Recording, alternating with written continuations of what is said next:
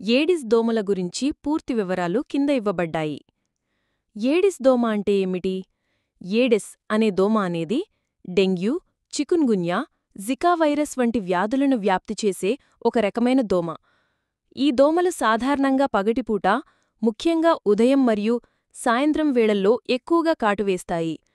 ఇది సాధారణంగా చిన్నగా, ముదురు రంగులో ఉంటుంది. దాని కాళ్లపై మరియు శరీరంపై తెలుపు లేదా వెండిరంగు మచ్చలు ఉంటాయి. ముఖ్యంగా వాటి వీపుపై లయర్ అంటే వీణ ఆకారపు గుర్తు ఉంటుంది. ఈ ప్రత్యేకమైన గుర్తులు వాటిని గుర్తించడానికి సహాయపడతాయి. ఏడిస్ దోమ వల్ల వచ్చే వ్యాధులు: ఏడెస్ ఈజిప్టై మరియు ఏడెస్ ఆల్బోపెక్టస్ అనే రెండు ప్రధాన జాతుల ఏడిస్ దోమల వల్ల కింది వ్యాధులు వ్యాపిస్తాయి. డెంగ్యూ: ఇది జ్వరం, తీవ్రమైన కీళ్లనొప్పులు, కండరాల నొప్పులు, తలనొప్పి మరియు చర్మంపై దద్దుర్లు వంటి లక్షణాలను కలిగి ఉంటుంది.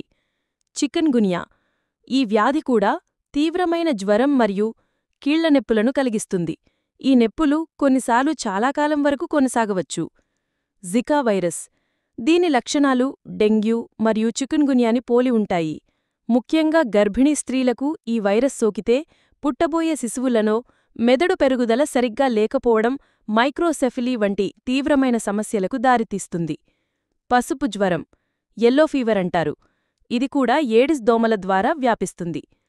జీవన చక్రం మరియు నివాస ప్రాంతాలు: ఏడిస్ దోమలు తమ గుడ్లను నిలకడగా ఉన్న నీటిలో లేదా నీటిని నిల్వ ఉంచే కంటైనర్ల లోపలి గోడలపై పెడతాయి. పూల కుండీలు,